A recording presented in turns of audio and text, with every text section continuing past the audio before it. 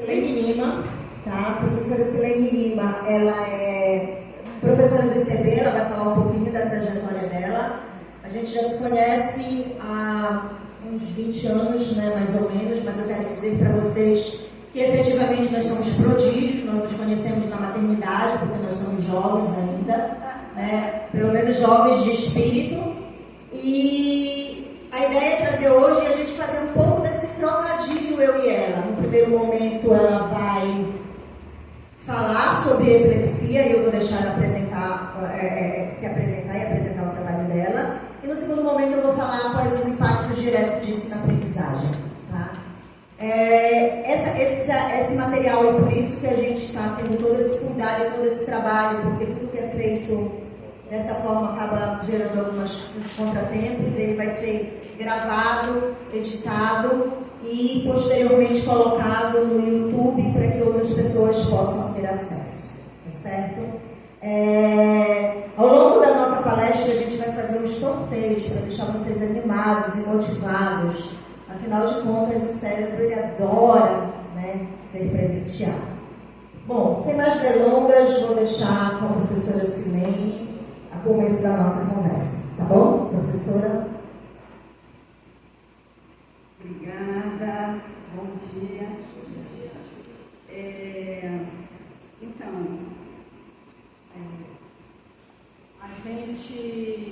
Para mim está sendo o maior prazer estar aqui hoje, a convite do grupo do IENS, e principalmente por esse convite partir da Soraya, que é uma pessoa especial e foi para a área da neuroeducação, mudando de área, né?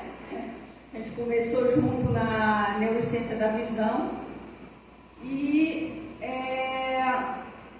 assim como ela teve a coragem de mudar de área, eu também tive coragem de mudar de área eu digo recentemente, considerando o tempo que eu estou nessa universidade, e eu mudei de área eu estudava neurociência visual e mudei para epilepsia. E um dos motivos pelo qual eu mudei para estudar epilepsia, sendo que eu estudava uma neurociência básica, né, foi o fato de que a epilepsia é um tema em que fura a bolha do ambiente universitário e atravessa fronteiras, porque eu vou mostrar alguns dados aqui sobre os impactos do qual quem apresenta essa doença ele pode enfrentar tanto no ambiente de trabalho como no ambiente escolar, em qualquer tipo de ambiente que ela possa estar. Mas apesar disso, a gente não quer que eu representando a Associação Brasileira de Epilepsia, eu sou a embaixadora no Pará da Associação Brasileira, e a gente não quer que essa doença ela seja falada única e exclusivamente como sendo um terror. A gente quer fazer com que essa doença ela seja divulgada, seja compreendida por quem tem e por quem cuida, para que cada vez mais a pessoa com epilepsia possa ter uma vida normal, uma qualidade de vida aumentada e assim consiga ser inserida dentro da sociedade, uma vez que boa parte delas, apesar da gente ter feito o convite, a gente tem um grupo de pacientes, eles não estão aqui presentes, porque eu acho que é uma oportunidade única da gente falar isso com empatia. Então a proposta é falar sobre epilepsia com empatia. Então vamos lá, por favor, começar. No primeiro slide eu fiz uma sequência de apresentação, tá? Simples, falando sobre o que é epilepsia, quem nunca viu, para não especialistas.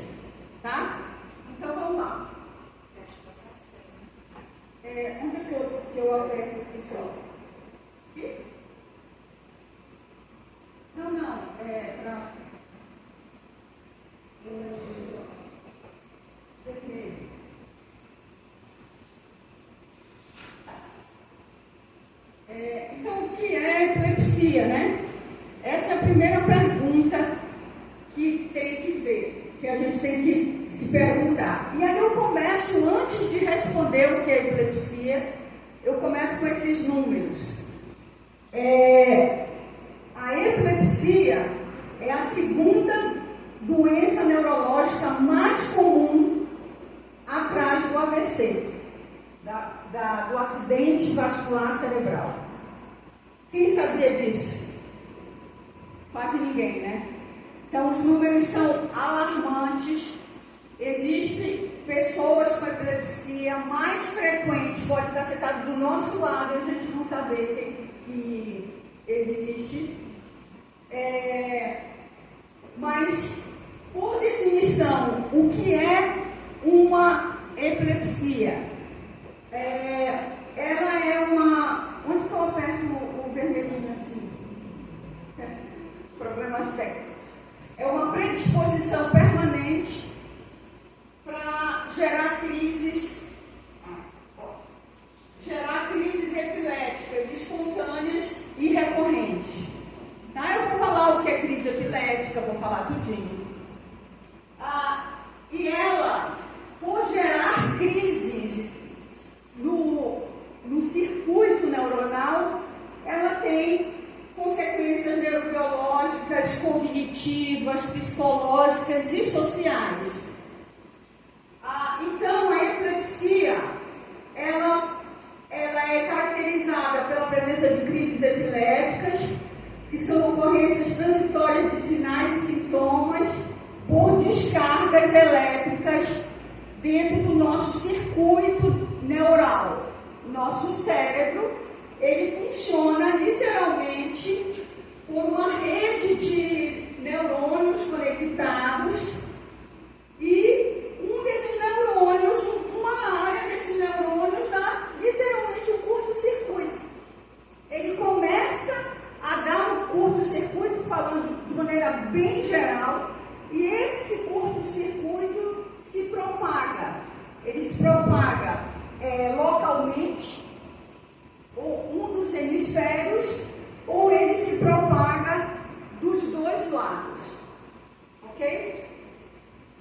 E uma coisa que eu tenho que ressaltar é que essa alteração, para você dizer que uma pessoa tem epilepsia, um diagnóstico fechado mesmo, ela precisa de um diagnóstico clínico que envolve não somente um exame, que é o eletroencefalograma, porque existem epilepsias onde o encefalograma dá normal. Aí eu disse, não, mas então eu não tenho epilepsia. Mas eu devo ressaltar que é eletroencefalograma associado à tomografia e à ressonância magnética. Então, é necessário não somente esse diagnóstico clínico estar presente na sua integridade para que a gente chegue no diagnóstico completo. Bom, então, eu posso dizer também, eu posso afirmar que a epilepsia é multimodal. Por quê? Porque além dela ser uma condição alterada, uma condição causada por alterações nos neurônios, ele promove alterações funcionais desses neurônios. Eles não funcionam direito. Aquela área que foi alterada pelo curto-circuito, ele não começa a trabalhar de maneira ideal. Alterações neurobiológicas, cognitivas e sociais, que eu já comentei, decorrente da presença da doença, e o fato dela gerar crises espontâneas recorrentes é um outro fato que pode comprometer muito a qualidade de vida desses pacientes. Vamos lá. Então, aqui eu vou colocar alguns dados também. Então, aqui, ó, 2 milhões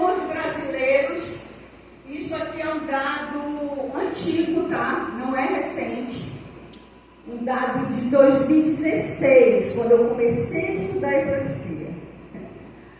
E aí, com alguns outros fenômenos que eu acho melhor a gente discutir depois, esse dado não tem sido atualizado de maneira correta. As secretarias, tanto estaduais de saúde no Brasil, não são iguais. Existe uma discrepância enorme, Sudeste, Sul, e aí esses dados são muito difíceis de apurar. Mas desses 2 milhões de brasileiros que sofrem com epilepsia, um dado de 2016, 70% são pacientes que, se tomarem o medicamento corretamente, no horário certo, seguindo as recomendações médicas, conseguem ter vida normal. Conseguem praticar esportes radicais, para vocês terem uma ideia. Conseguem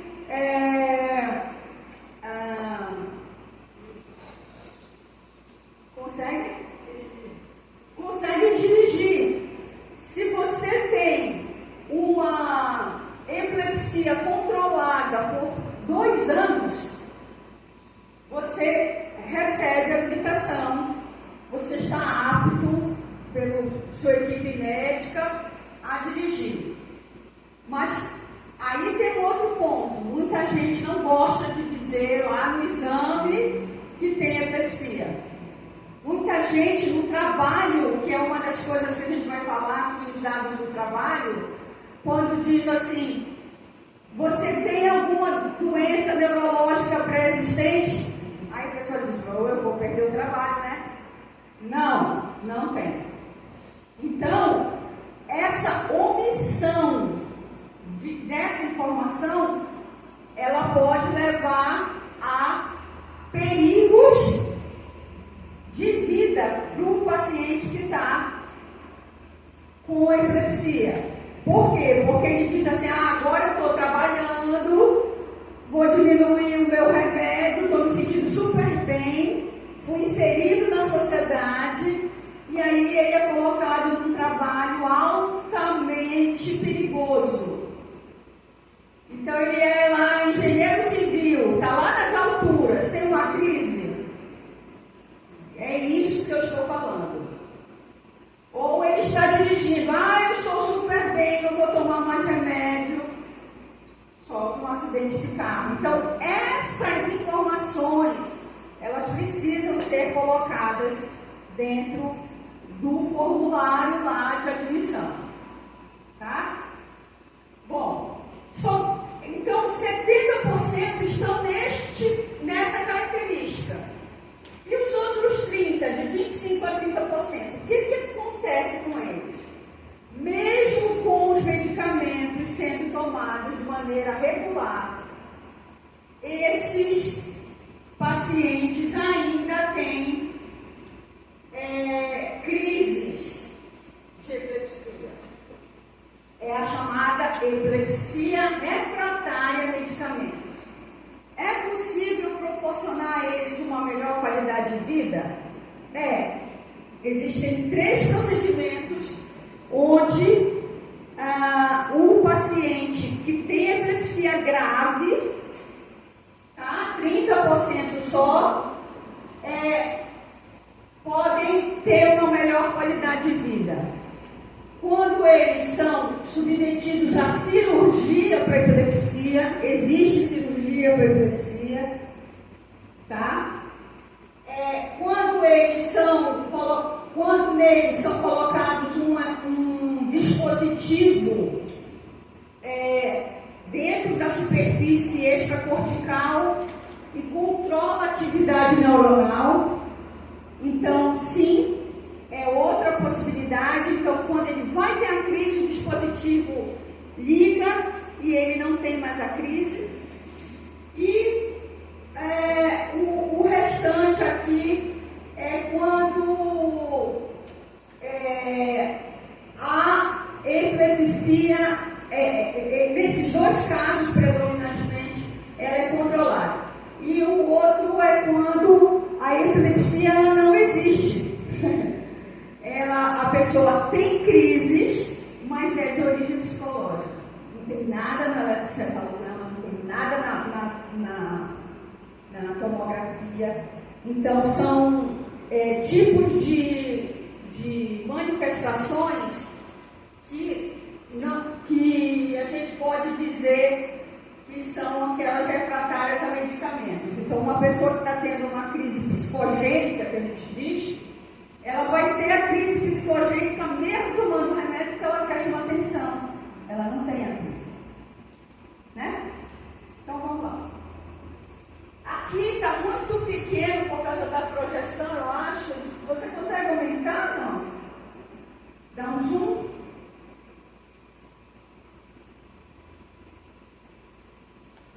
Consegue, não? Mas aqui é só uns dados que eu peguei de epidemiologia no Brasil. Então, algumas cidades, o norte está desaparecido aqui, não aparece no quadro, não sei porquê. Por que será? Tem dados de São Paulo, Florianópolis, Rio Grande do Sul, onde tem a prevalência de epilepsia a partir de dados epidemiológicos. Então, aqui, 11 a cada 1000 habitantes que chegaram, né, no ambiente hospitalar, tem epilepsia. 11 mil e vai lá para o Rio Grande do Norte, São José do Norte, no Rio Grande do Sul, esse índice passa para 45 pessoas a cada 1000 habitantes. Então, assim, lembra, aqui é cidade, aqui é área rural, A gente vai debater isso depois, tá? Bom, existe só um tipo de epilepsia? Eu já falei que não. Existem pelo menos dois, né? Aquela grave, que ocupa 30% da população, e aquela que é controlada com medicamentos, que são as chamadas epilepsias mais frequentes, e a gente vai ver as variações delas. Então, a gente tem aqui, classificação dos tipos de epilepsia. Isso aqui é segundo a Organização Internacional de Epilepsia, chamada ILAI. É uma classificação feita em 2017, não teve muita alteração de lá para cá. E aí, essa classificação, ela faz desde a epilepsia focal, aquela que atinge só uma área do cérebro, até aquela chamada generalizada, que se expande para o outro lado do cérebro.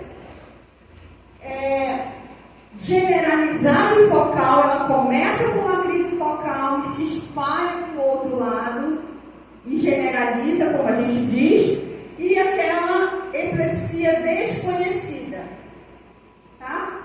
Aquela que eu acabei de mencionar, psicogênica, é uma delas. Então, a gente não vê exame e tal. Bom, mas elas promovem as chamadas síndromes epiléticas, e elas têm... O que causou a epilepsia? Vários fatores podem ter causado a epilepsia. Eu vou dar alguns exemplos aqui, baseado nessa classificação. A primeira é a genética, tá? Pode ter predisposição genética. Por mais que a gente imagine, a predisposição genética é a menos frequente. A gente pode ter epilepsia por um problema estrutural. O que eu quero dizer com estrutural? Uma área cerebral, ela começou a ficar menor do que ela era.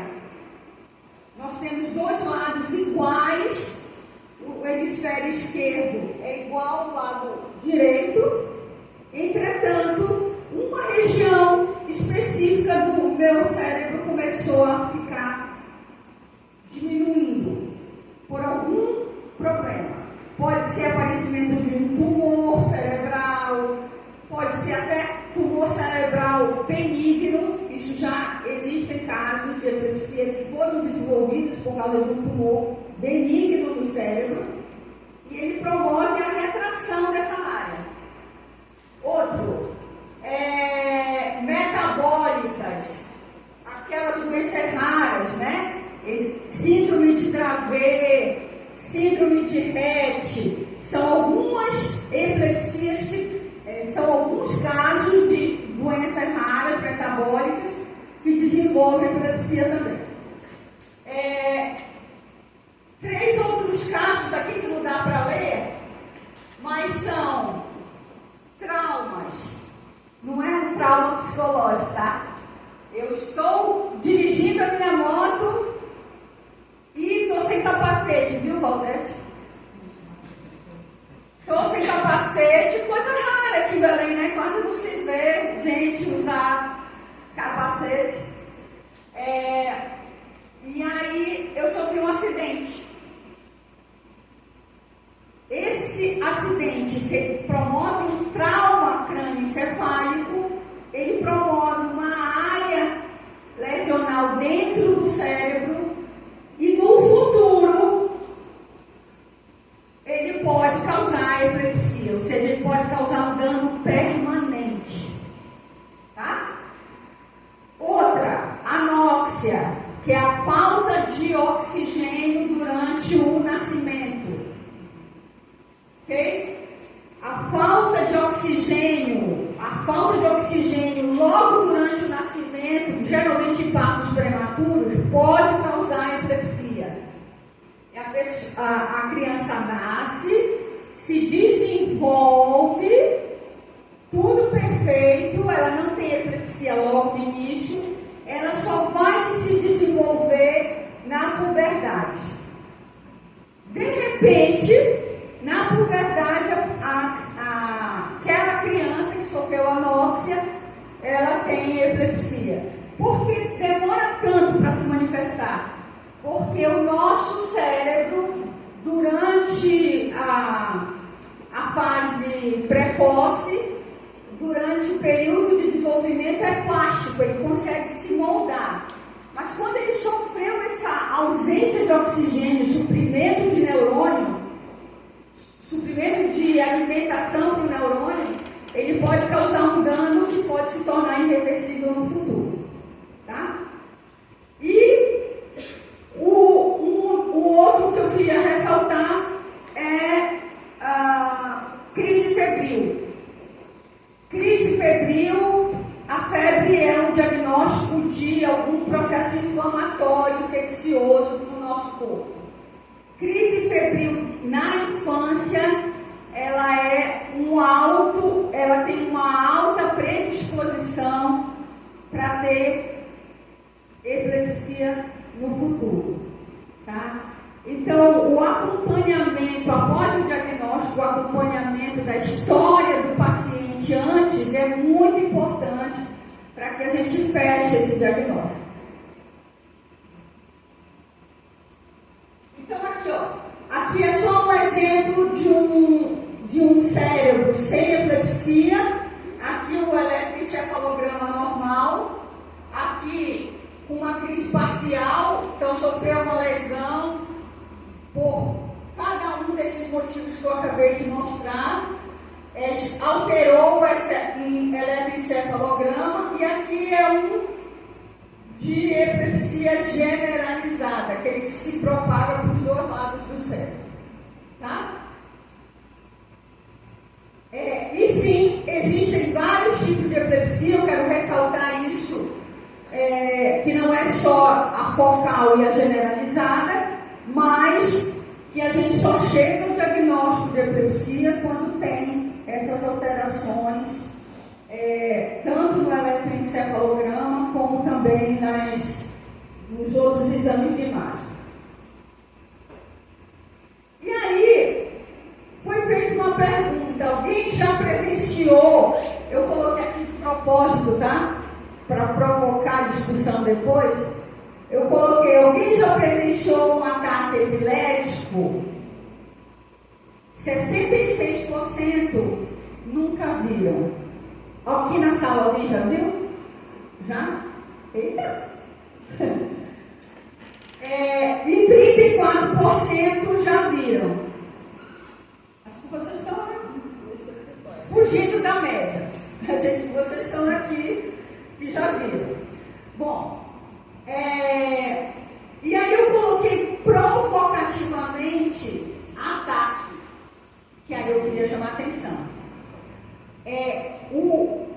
A gente chamar agora a Associação Brasileira de Epilepsia, ela está pedindo, está fazendo uma campanha para mudar a denominação.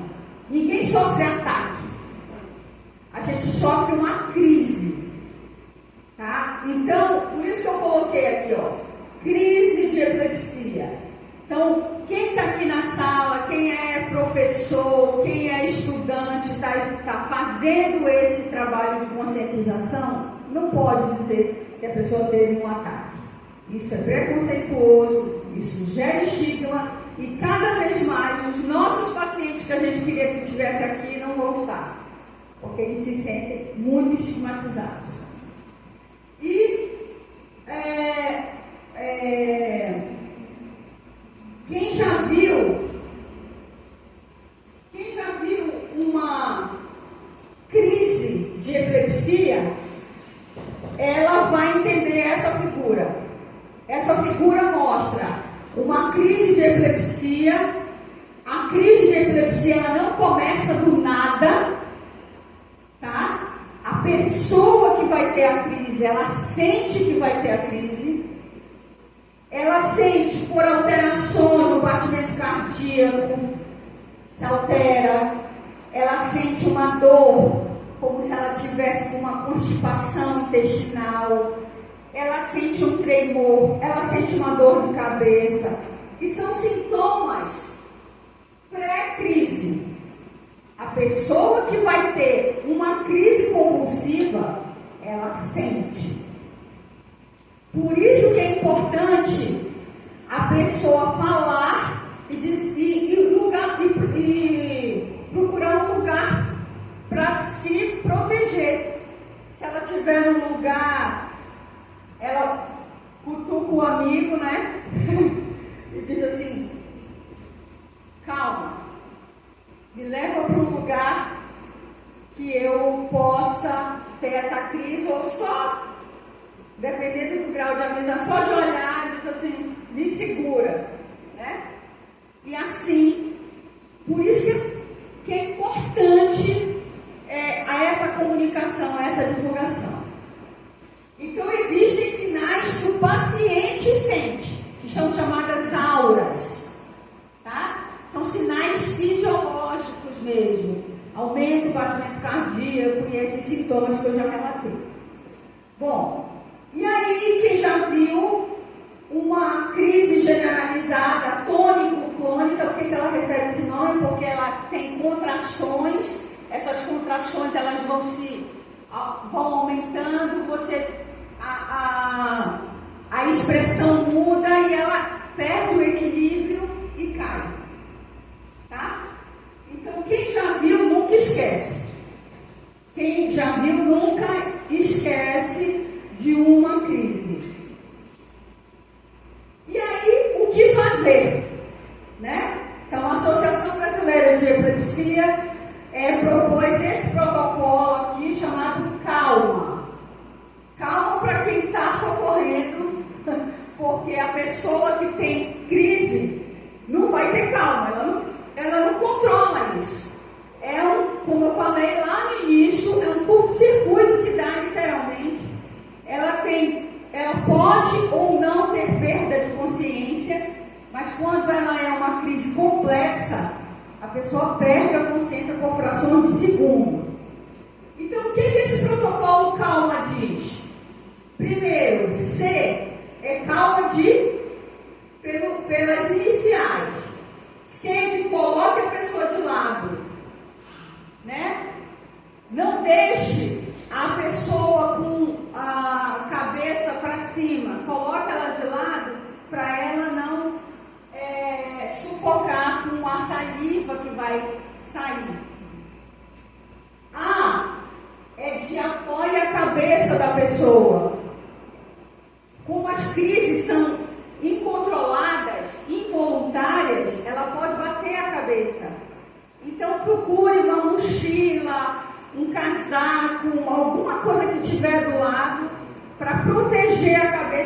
pessoa e evitar traumas adicionais.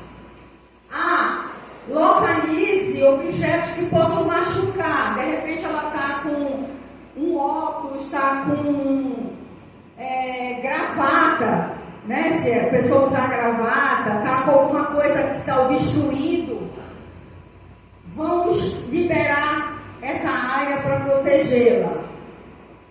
De monitore o tempo.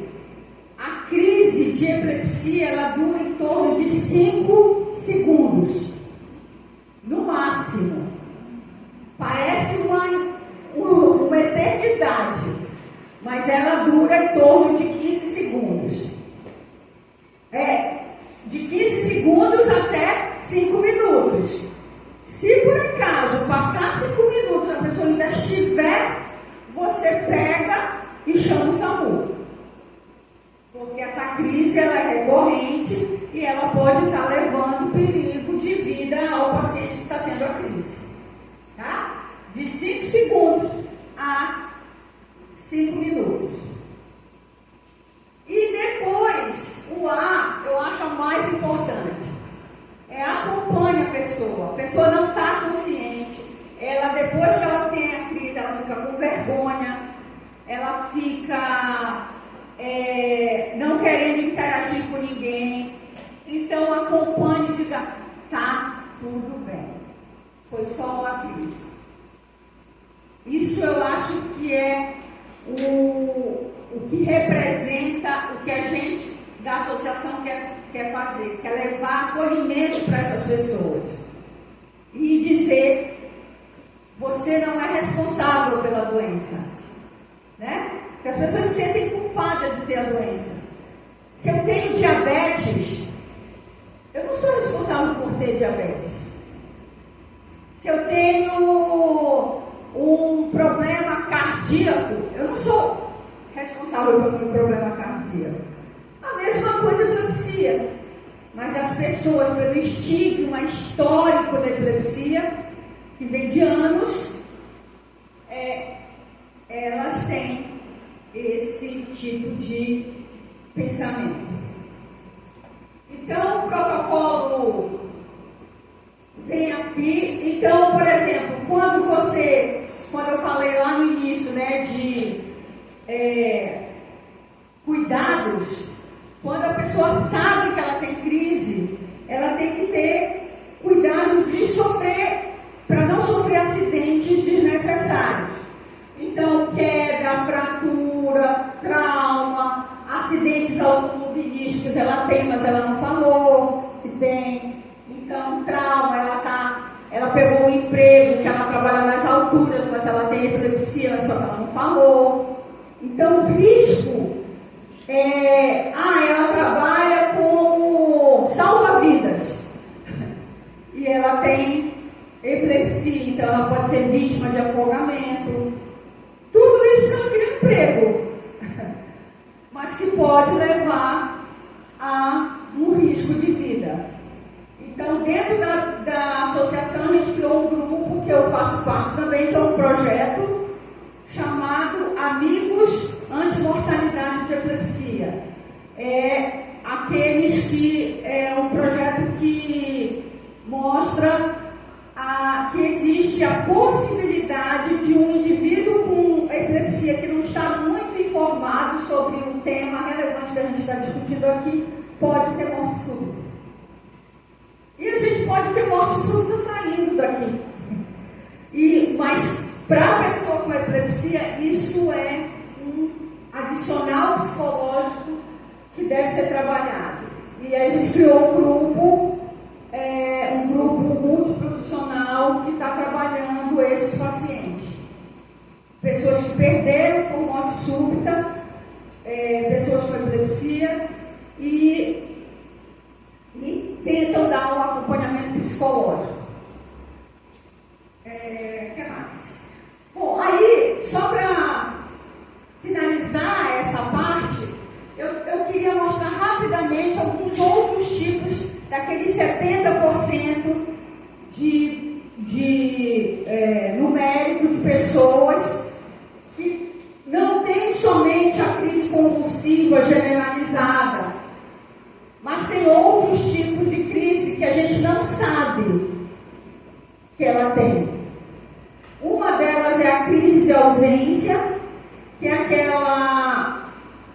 a décimo de segundo ou no máximo um segundo. Nem todo mundo percebe que ela tem. São pessoas muito próximas. E quando essa pessoa muito próxima leva para o neurologista, ele precisa fazer um exame detalhado com aqueles 3 exames que eu mostrei logo lá no início. E essa crise de ausência ela pode acontecer várias vezes ao dia. Tá? Eu vou já mostrar um exemplo típico de crise de ausência. Crise de ausência outro exemplo, é uma parada comportamental. É uma crise parcial, ou seja, uma crise de epilepsia focal. Ela não tem perda de consciência, a pessoa é consciente, mas ela sabe que ela está tendo uma crise. O olho revira, ela fica paralisada, tem tremores. Tá? Ela está tendo a crise, ela sabe, mas ela não chega a cair no chão. Ela não é complexa, ela é focal. Só um lado do cérebro. Tá? Estado do mal epilético é um outro exemplo. São várias convulsões seguidas sem recuperação da consciência entre elas. Se não tratado, ou seja, são crises sucessivas. Tá? Então ela não se recupera depois de 5 minutos. Ela tem outra e outra e outra. Então por isso que durante aqueles 5 minutos primordiais é necessário que não parou a crise, chame o SAMU, porque ela pode estar em estado de mal epilético e pode levar à morte. Então é necessário a gente saber que isso é um procedimento que a gente tem que fazer. E a crise convulsiva foi essa que eu acabei de descrever, que atinge esses pacientes. Então aqui a gente está tendo 3 exemplos e agora não está indo. Travou aqui.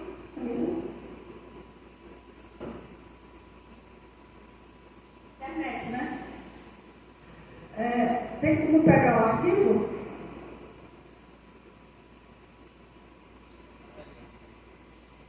E aí, pessoal, eu queria mostrar, faltam poucas imagens, eu queria mostrar os 2 exemplos mais comuns de tipo de crises que são frequentes e não se sabem.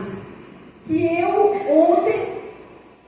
terça-feira, eu já estou perdida no tempo, eu estava em Manaus dando uma palestra sobre doenças ocultas, aquelas que afetam várias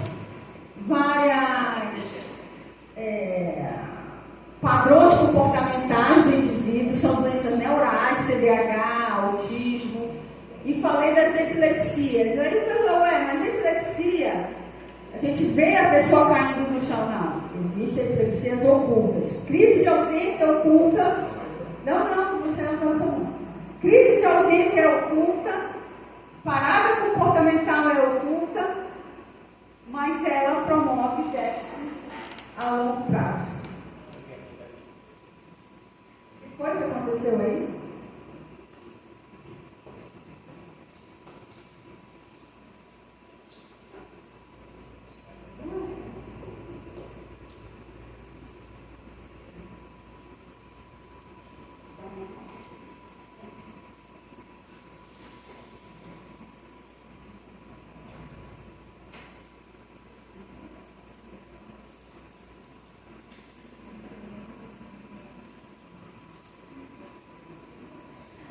Técnicos existem. Bom, o que a gente faz? Só faltam as estruturas da crise de ausência e da...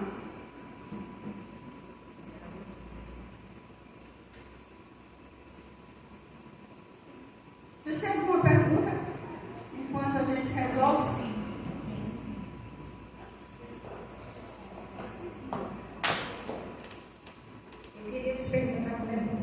Bom dia. A senhora Itabeli, eu sou psicopedagoga, eu acho de extrema relevância esse tema. A gente tem recebido no espaço clínico muitas crianças, né, com laudos de epilepsia. Não são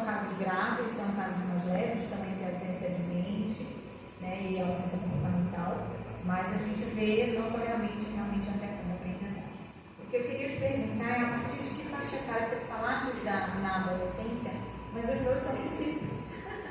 Eu tenho crianças desde os 8 anos, inclusive uma delas foi observada por mim no encaminho para o neuro, que era uma criança que realmente ele parava, congelava, que era aquela forma, né, o comportamental, ele congelava alguns segundos, movimentava, fazia uma movimentação na cabeça e revirava um pouquinho os olhos. Era muito discreto. Eu cheguei a cronometrar algumas vezes, é questão de 10, 15, 20 segundos.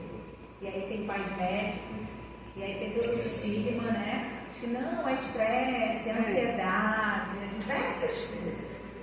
E aí eu passei encaminhado para o neuro fazer o protocolo de exames, realmente foi diagnosticado, ele faz uso de medicação, está quase já em remissão, né? Mas é importante a gente saber que isso não fica, eu sempre digo, o indivíduo ele não chega para a gente só o cognitivo, ele vem inteiro, né? O cérebro do indivíduo chega inteiro. E aí eu queria te perguntar se existe já algum estudo que fala realmente que processos que a gente começa a observar mais na faixa etária da adolescência.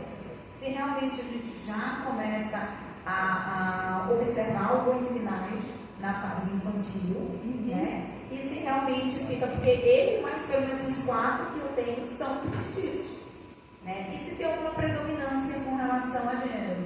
É mais meninos, é mais meninas, ou não? Ótimo. Deixa eu só te responder. Eu sou filmadora, eu sou apresentadora, eu sou tudo. Então, ótimas colocações. Primeiro, epilepsia na criança depende muito da etiologia, tá? Então, se tem causa genética, ela vai aparecer desde a criancinha. Depende muito se ela tem um problema estrutural, né? O cérebro está regredindo aquela área, não entrei em detalhes, mas ela está relacionada com a aprendizagem, memória, que é o hipocampo, começa a retrair, e aí começa a aparecer a epilepsia infantil, tá? Então, depende da etiologia. Quando eu falei aquele lapso de tempo para aparecer, são porque que é muito frequente, que é a epilepsia juvenil. A epilepsia juvenil, ela pode ter várias etiologias, pode ter genética e tal, mas ela fica quieta, aquela janela de desenvolvimento deixa a epilepsia não progredir, ela fica mascarada. Na puberdade vem os hormônios, né? Os hormônios proliferam. E aí é uma fase complicada, porque a adolescência, ela já está com aquela rebeldia interna e aparece, ela acha do nada aquela doença. Então aquela doença ela aparece porque a janela de desenvolvimento regrediu, tem tempo. Imagina, eu sofri um evento naquele período, tá? Então o cérebro ele não se modifica rapidamente, ele tem uma janela de desenvolvimento. E aí quando começam os hormônios, aquilo dispara. Então tem a epilepsia infantil, tem a epilepsia juvenil e tem a epilepsia adulta. E tem agora a epilepsia de idosos. Aquele idoso que caiu, aquela pessoa que caiu, sofreu um trauma crânioencefálico, que é chamada epilepsia pós-traumática, ela sofreu um acidente de carro, teve a gente tem uma escala na medicina chamada escala de Glasgow, que mede o nível do trauma, foi medicada, voltou para casa, mas está lá com aquele trauma. Aquele trauma lá, ele também é que nem lá no nascimento, ele não gera uma crise imediatamente. Ele vai ter uma janela, o cérebro vai estar se remoldando e vai se expressar talvez na idade até idosa, tá? Eu tive um tio, eu tenho um caso na família. um tio sofreu um assalto dentro de casa, bateram forte na cabeça dele, afundou mesmo, e ele simplesmente passou o tempo, a gente ficava fazendo brincadeira com ele, isso aí é cabeça dura e tal. Casa de ferreiro, espeto de pau, né? Agora que eu estou estudando epilepsia, eu estou prestando mais atenção. E recentemente, ele já é idoso, já tem mais de 80 anos, ele começou a ter lapsos, paradas. E aí, o primeiro diagnóstico foi a epilepsia tardia. Ou seja, pode acontecer. E a segunda pergunta com relação à incidência. Aquela epilepsia refratária, ela é mais comum no sexo masculino, que não controla com medicamento, mas as epilepsias lá gerais, que eu coloquei em torno de 70%, ela comete tanto o sexo feminino como o masculino. Não existe ainda relato de preferência entre sexos. E diferente do que as pessoas podem imaginar, a mulher que tem epilepsia, ela pode engravidar, ela pode casar, ela pode ter uma vida normal. Só que acompanhada com um neurologista. Então isso é muito importante, esse tipo de informação. Conseguiu? Meu Deus. Problema de... Não conseguiu ainda fazer internet? Te respondi? Mais alguma?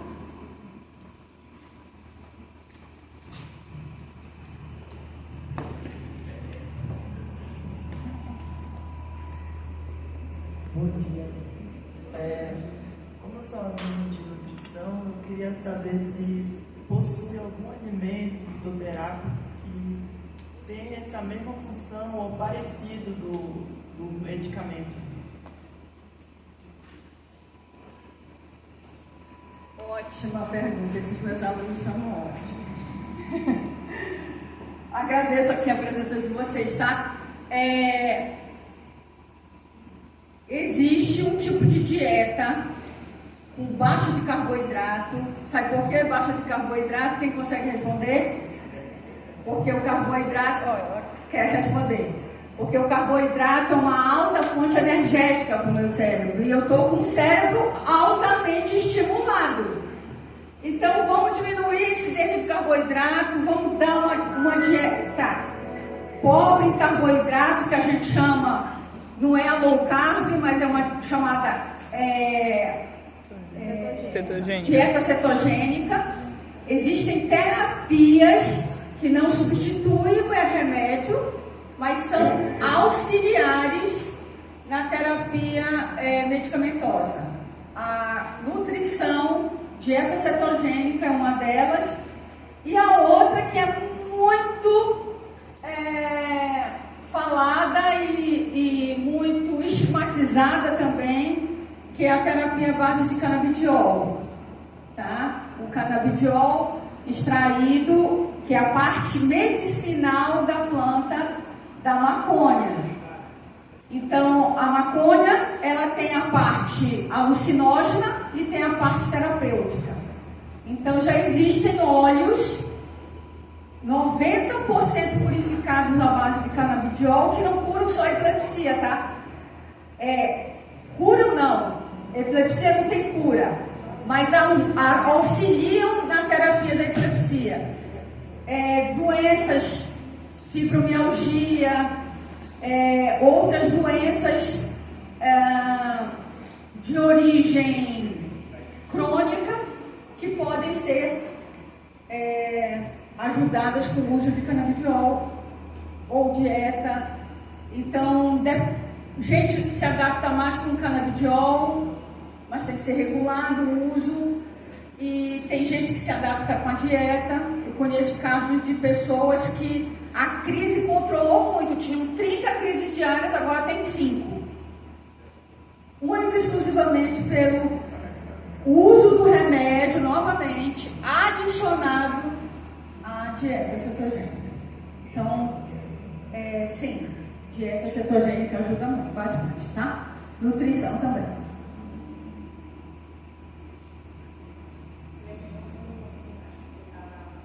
Tá, então, mas eu já tinha baixado para ele, não? Vírus nos atacando. E o que eu ia falar, para terminar? Eu ia falar da crise de ausência e eu ia dar um exemplo do Pedro Scooby, né? O Pedro Scooby, quando foi lá no Big Brother, todo mundo disse, aquilo era uma coisa engraçada e tal, ele paralisava. Eu tiro uma foto dele aí, quando voltar o sistema, de repente a gente até mostra, paralisava. E aí foi perguntado o que é que ele, depois que ele saiu da casa, ele falou, isso aí é um transtorno que eu tenho, é TDAH. Porque é muito mais fácil que TDAH não tem um diagnóstico preciso, tá? E eu não vou pedir para o Pedro Scooby, né, dizer assim, vai fazer um exame eletroencefalográfico, uma tomografia. Por quê? Porque o Pedro Scooby recebe patrocínios milionários por surfar ondas gigantes. Aí você deve perguntar, poxa, mas o cara não está correndo risco? Ele está. Mas eu tenho uma impressão de que a pessoa com epilepsia que resolve fazer um acompanhamento médico, tomar os seus medicamentos e fazer o que ama, nunca tem crise de epilepsia durante o exercício daquela função. Conheci várias pessoas durante o meu período lá na Associação Brasileira de Epilepsia. Conheci jogadoras de futebol, artilheiras do Santos Futebol Clube, que tem epilepsia. Tá? Ela e o Pelé estão assim. Ela tem mais gols, quase chegando no Pelé. Eu entrevistei ela e perguntei, você já teve crise? Jogando futebol nunca. Então, provavelmente, essa é uma ideia, tá? É uma suposição de que essas pessoas, quando elas fazem realmente coisas que elas gostam, que elas não se privam. A gente conheceu, né, pessoas da música. Ali é um estado de prazer cerebral, um monte de neurotransmissor aqui de prazer, recompensa. Elimina lá aqueles neurônios alterados. Eu tenho a nítida impressão, pode ser até um trabalho aí no futuro para vocês fazerem, mas eu tenho a nítida impressão de que essas pessoas, elas não têm esse tipo de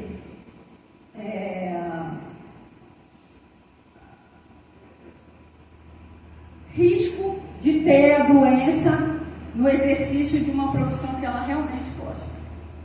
E o último exemplo, o teu foi ou não foi? Quando eu estava baixado. Tá, e o último exemplo é a epilepsia galástica. Alguém já ouviu? Sabe que existe? Crise de ausência, a gente já mostrou o Pedro Scooby, né? Que não mostrei, mas tudo bem, vocês lembraram. Lembram do Coringa? Quem viu o Coringa? Todo mundo. Qual era a característica, o estereótipo do Coringa? Além de ser maluco, qual é o estereótipo do Coringa? Ele tinha gargalhadas do nada, crises de riso. Se você tiver, e aí existe a epilepsia galástica, tá?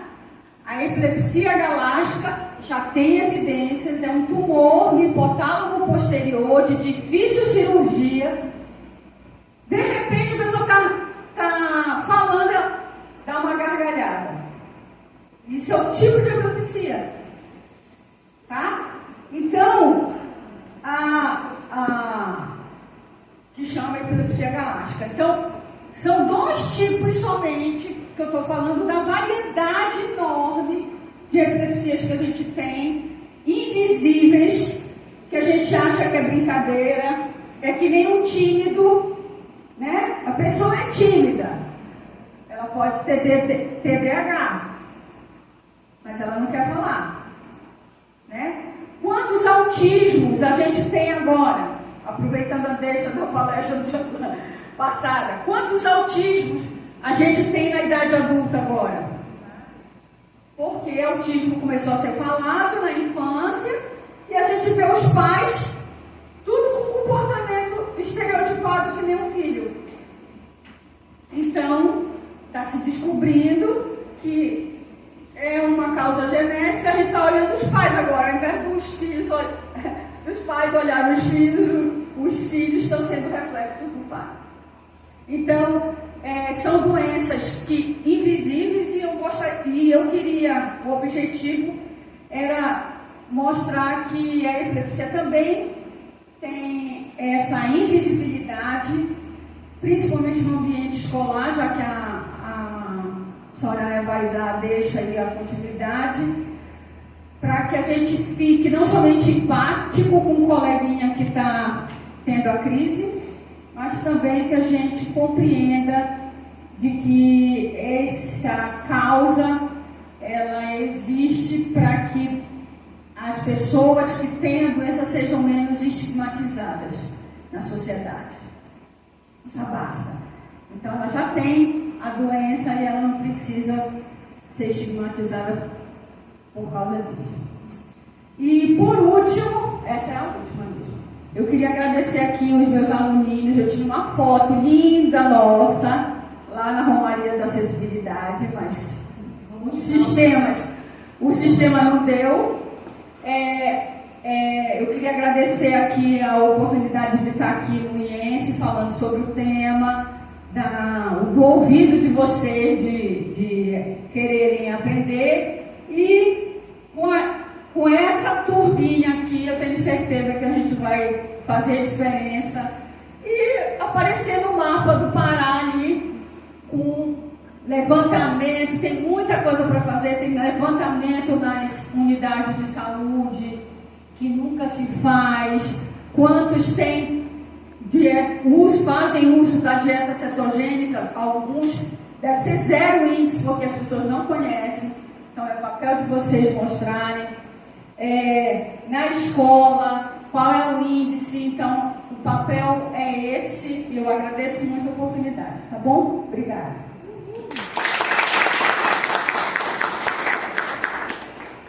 Bom, bom dia. Selene, escolhe o número de 1 a 23. 23. Fabiola? Pode parar?